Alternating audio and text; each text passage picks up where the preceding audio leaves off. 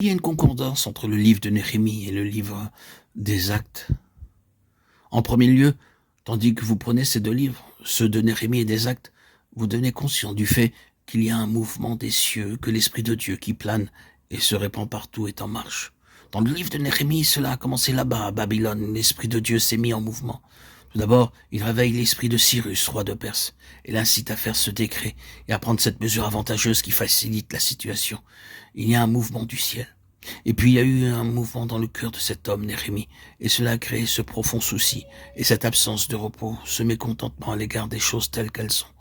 L'Esprit de Dieu est en marche. Et puis grâce à des facilités, Néhémie parvient à Jérusalem, et l'Esprit qui est en lui, cette impulsion qui se trouve en lui, se propage premièrement dans quelques frères, et puis à très peu d'exceptions près dans tout le peuple. Il est dit de quelques-uns qui ne se soumirent pas au service, Néhémie 3.5. Mais ce sont des exceptions. L'esprit est en marche, créant tout d'abord cette insatisfaction à l'égard des choses telles qu'elles sont, cette absence de repos concernant la situation, ce sens que les choses devraient être différentes. Comme je l'ai dit auparavant, ce n'est pas purement et simplement un esprit de mécontentement et de critique, c'est l'œuvre de l'esprit. C'est positif, non pas négatif. C'est constructif dans son but et non pas destructif.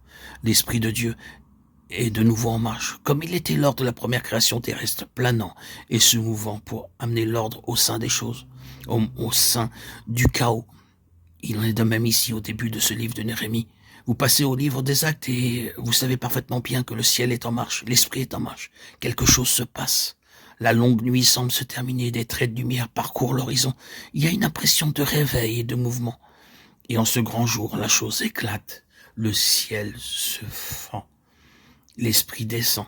Et le mouvement de l'esprit commence. Il débute par un noyau, mais ensuite par l'intermédiaire du noyau. L'esprit se déplace, met la main sur d'autres et les introduit dans l'unique vision et l'unique passion du cœur de Dieu. Dans Néhémie, nous trouvons cela dit de cette manière. Et le peuple avait le cœur au travail. Néhémie 4.6. Maintenant, regardez le livre des Actes et voyez ces gens même. C'est là l'unique façon dont vous pouvez décrire ces premiers chapitres. Le peuple avait le cœur au travail. Le dessein, à savoir le témoignage plein et complet du Seigneur, est commun à Néhémie et au livre des Actes. Nous pourrions nous attarder sur cela, mais je pense qu'il n'est que trop manifeste que dès les premiers chapitres, ces proclamations du début, cette première prédication de l'esprit des apôtres et des évangélistes représentaient un témoignage à l'absolue suprématie, à la plénitude, à la perfection, à la suffisance et à la finalité de Christ.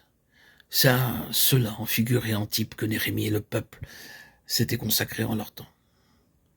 Mais que cette chose s'empare de nous. Ne pensons pas à des siècles en arrière, mais introduisons ceci en plein dans notre propre temps présent.